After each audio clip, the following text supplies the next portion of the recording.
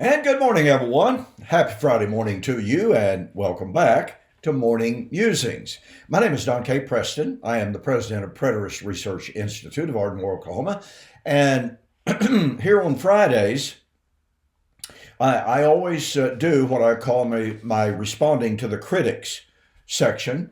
And we're currently responding to an article written by Andrew Perriman back in all the way to 2015, in which he argued that Babylon of Revelation is Rome and not Jerusalem. And let me reiterate what I've said several times already, and that is I have a very high regard for Andrew Perriman. Love to read his writings. Obviously, don't always agree with him, but he's very insightful, and I do appreciate that. Now, in one of his arguments, he pointed out that Revelation chapter 18 verse 4, the city Babylon says, "I am no widow." And he called attention to the fact that this is a direct echo of Isaiah 47 verse 8, which is actually about Babylon. And so he argues that if "I am no widow" could be referring to literal Babylon, then it most assuredly could be referring to the city of Rome. Well, I responded to that by pointing out that "I am no widow" is terminology that in the A&E, that is the ancient Near East, could be used of a woman who did not have a husband. Now, that woman could be called a widow because her husband had died, which was a very common situation, or because through some unforeseen circumstances, she had lost her husband. Again, he had died, or she just simply never had a husband. That's the way they thought in the ancient Near East. The key argument that I was making was that Rome was never married to anyone. Well, a respondent, an individual who follows the videos pretty closely, and I'm meaning no disrespect here, it's just simply a fact. The only time this individual posts is to try to find fault with something that I've said in the video. They're obviously not there to learn. They're there to find fault.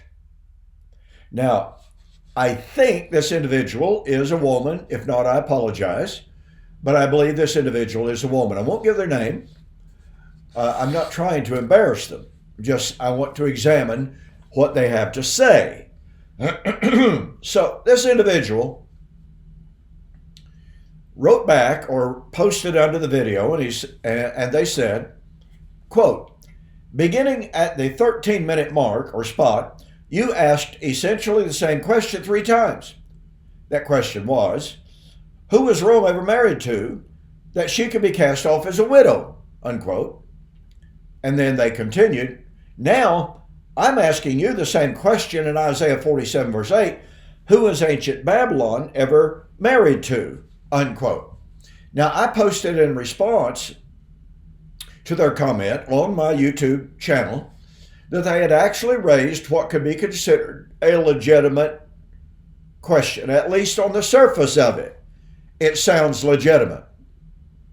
And by the way, I don't mind legitimate questions.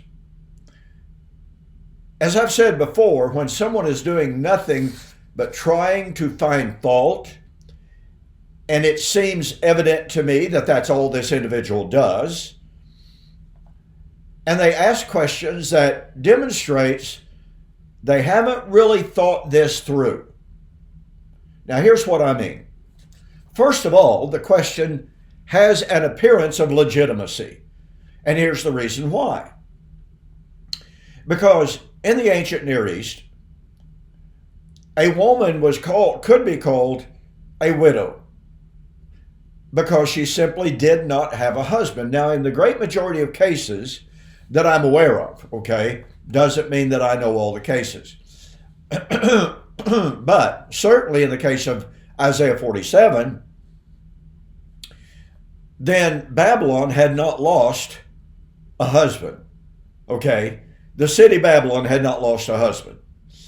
And yet, she, that is that city Babylon, was being called a widow, or denying that she was a widow, if you please. And so this individual is challenging me and saying, well, look, Preston, Babylon was never married to Yahweh, which is absolutely accurate. Therefore, the argument is that they're logically inferring, since Babylon was saying, I'm no widow, and Babylon in Revelation, whoever this is, was saying, I am no widow, then since literal Babylon was never married to Yahweh, that means that Babylon in Revelation didn't necessarily have to be married to God. Well, that sounds like a good argument. And I will even go, pardon me, I would even go so far as to say, as I have, it has the sound of legitimacy, but there's some really fatal flaws here.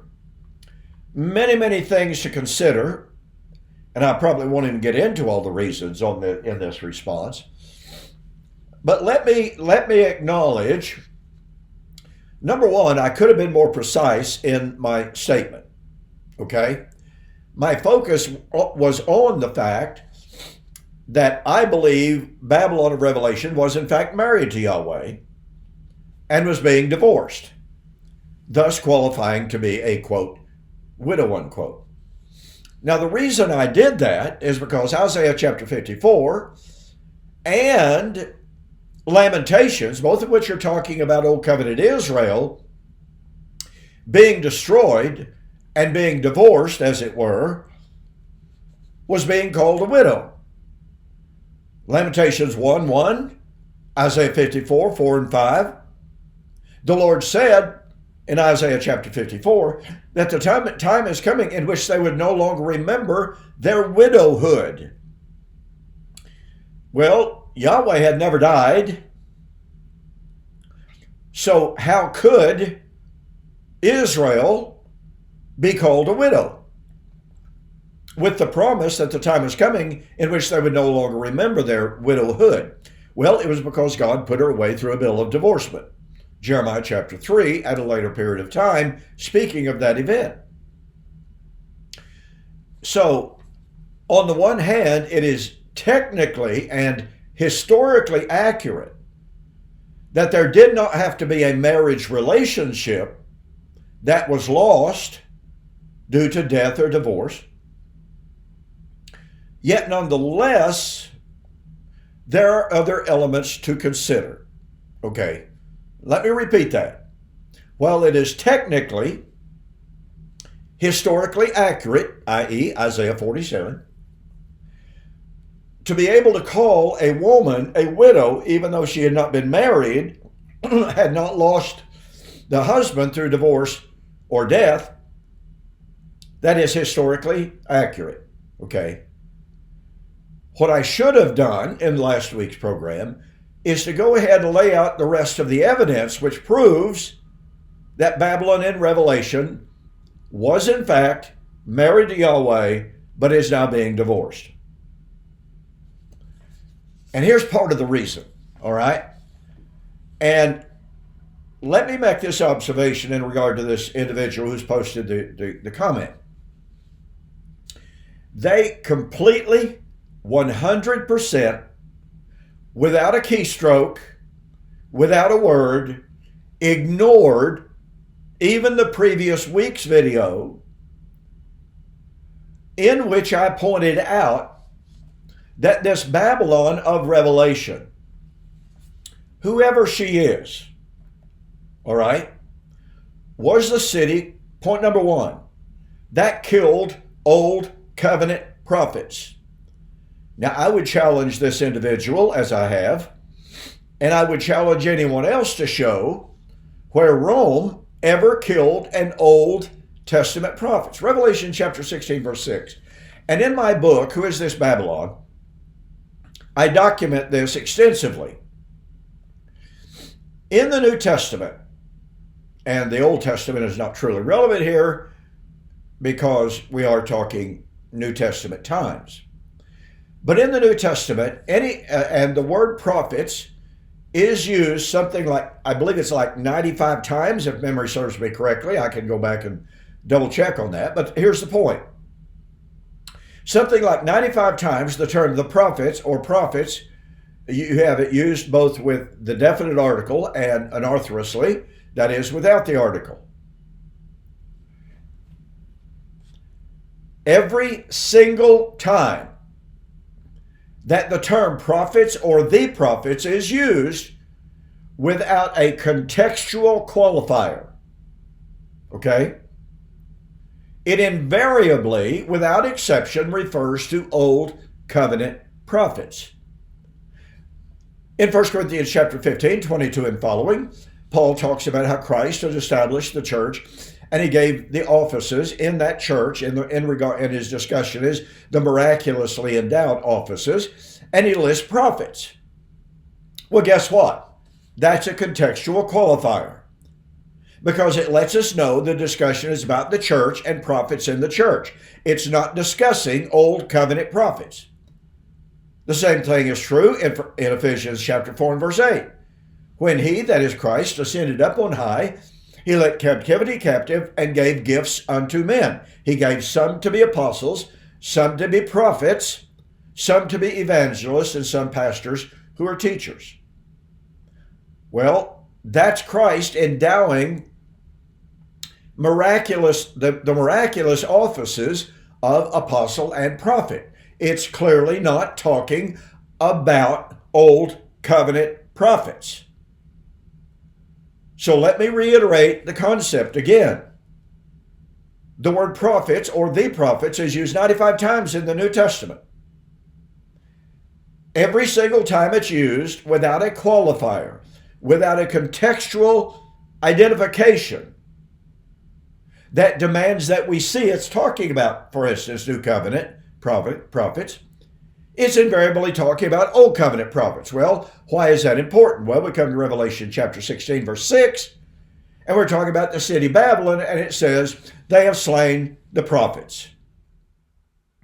Not one word of contextual qualifier to tell us these even included New Covenant prophets. So what city killed the prophets? You know who it is. This individual knows who it is. It wasn't Rome. It was Old Covenant Jerusalem. Matthew chapter 23, verse 37, O Jerusalem, Jerusalem, thou that stones the prophets who are sent unto you.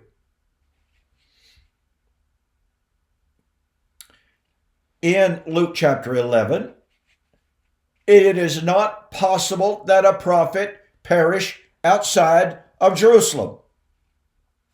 Ladies and gentlemen, if you're going to identify Babylon as Rome, then you have to be able to demonstrate without any doubt whatsoever that John, i.e., and the Holy Spirit, is breaking the unbroken pattern of linguistic usage of the term prophets or the prophets, and now demands that we see a pagan city who never, ever, ever killed a prophet, an Old Covenant prophet, and we see that it is Rome who killed, quote, the prophets. But where's the evidence? Secondly, and to reiterate the point, to emphasize the point, only Old Covenant Jerusalem killed the prophets. I mean, Matthew 23, just to drive this home a little bit more. Jesus speaking to the Jews in the temple. You bear witness to yourselves that you are the sons of those who killed the prophets.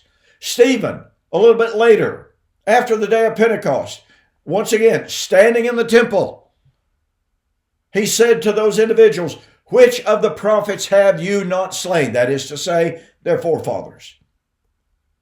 And so I challenge anyone to show with any kind of definitive proof that there's any city ever accused of killing the prophets other than Old Covenant Jerusalem. Now, if you can't do that, since Babylon of Revelation killed the prophets, i.e. the Old Covenant prophets, then the argument about, well, okay, it must have been Rome that said, I am no widow because of Isaiah 47. I'm sorry, that's out the window. Why? Well, because Rome never killed an Old Covenant prophet. Only one city, Old Covenant Jerusalem, which was the bride of Yahweh, had ever done that, and therefore only Old Covenant Jerusalem is entirely apropos to say, I am no widow. Why? Because she was being divorced, that's why. Secondly, Revelation chapter 11, verse 8, this city that killed the prophets, the two witnesses, they're the prophets, representative of the prophets for sure. But what are they? Well, they're slain by this great city, which is, quote, where the Lord was crucified. Does anybody have any doubt about what city that was? I know all sorts of machinations, verbal machinations are offered to deny that connection, but it just simply doesn't work. It just doesn't work. Rome is not, quote, where the Lord was crucified. End of story, end of argument. So since Babylon is the city that killed the prophets, and it is, quote, where the Lord was crucified, and there's only one city that killed the Old Covenant prophets, there's only one city which is where the Lord was crucified, that is the city that was married to Yahweh, and thus it is the city that best fits the description of crying, I am no widow, because that city that killed the prophets, that city, which is where the Lord was crucified, is the city that was about to be slain and divorced. Thirdly, Babylon of Revelation is the city that had shed all of the blood shed on the earth. Jesus said, speaking of Old Covenant Jerusalem, that all of the blood of all of the righteous, from righteous Abel unto Zacharias son of Barachias, whom you slew between the altar, would be avenged in his generation. Why? All of the blood shed on the earth. Revelation 18, 20 and 24 is a direct echo of Matthew chapter 23, 34 and following. A direct echo. Now, if Jesus said in Jerusalem, laying the guilt of the shed blood at the feet of Jerusalem, if Jesus said that about Jerusalem, and John is saying that about this city that enigmatically, spiritually, symbolically is being called Babylon, where's our justification for changing that? And Babylon is the city that was going to kill the apostles and prophets of Jesus. And about this time, of course, people jump up and they say, oh, well, Rome killed Peter and Paul. Well, even men such as Dr. Richard Carrier, by the way, with whom I'm supposed to have a formal debate in October the 12th of 2024, Dr. Richard Carrier makes the argument that Peter was actually killed in Jerusalem. And there's very good historical and biblical evidence, especially, to suggest that Peter never left Jerusalem. And so there's half of the argument that disappears when the argument is made, oh, well, Rome killed Peter and Paul. But most of all, back to what Jesus said. Jesus said, speaking to and about Jerusalem, behold, I send to you prophets, apostles, and prophets, and wise men. Did Jesus say, I'm going to send my apostles up to Rome to die? Nope. And Jesus said, it's not possible that a prophet perish outside of Jerusalem. Now, was he saying that in a strictly literalistic, woodenly literalistic manner? No. What he meant by that, however, was that Jerusalem was the instigator, the mover, and the shaker of the persecution against the church throughout the Roman Empire. I won't go into great detail on this, but I'll just simply mention it. Historians are really sure that even if you grant that Peter and Paul were slain by Nero in Rome, okay, even if you grant that, it is a fact that Nero killed them at the instigation of his Jewish wife, of his Jewish freedman by the name of Acti, and his inner circle of advisors, not to mention the fact Adolf Harnack, great historian, liberal but great historian, made the argument that there was an embassage of chief priests from Jerusalem in Rome and who helped motivate Nero to persecute and to kill Peter and Paul. So where does the fault lie? Where does the finger point? So what is the point here? Well, once again, Rome never killed a prophet. Only Jerusalem did that, the wife of Yahweh. Rome is not where the Lord was crucified. Only Jerusalem, the bride, the wife of Yahweh, is that city. And Rome is not the city to whom Jesus' apostles and prophets were sent and slain without the instigation of Jerusalem, the wife of Yahweh. Now, a final factor here. In Revelation chapter 16, 17 and 19, this great city, Babylon, remember the one that killed the prophets, the one which is where the Lord was crucified, the one that killed the apostles and prophets of Jesus, by the way, filling up the measure of their sin. But Revelation chapter 16 says, and that great city came up and remembered. She was remembered by the Lord. Now here's what's interesting about that word remembered. The Hebrew equivalent to that word is zakar. And zakar is a strictly covenantal word. Now I say strictly, there are a few exceptions, okay? But zakar is a covenantal word. And I'm not the first to ever point this out. There have been scholars who have taken note of the word as used in the New Testament and its Hebrew equivalent. And here's what that means. For instance, in the Old Testament, Yahweh remembered his covenant with Abraham. Yahweh remembered his promises to Abraham and the fathers, etc., etc. And what that means is that when Yahweh in the Old Testament would remember Jerusalem, he was bringing his covenant with Jerusalem to mind to bring about either covenantal wrath because of her violation of the marriage covenant or covenantal blessings because she was faithful to the covenant. So when Revelation chapter 16 says that Babylon was remembered before Yahweh, before the Lord, that means that her covenant with Yahweh was being brought to mind. Now, here's the question, isn't it?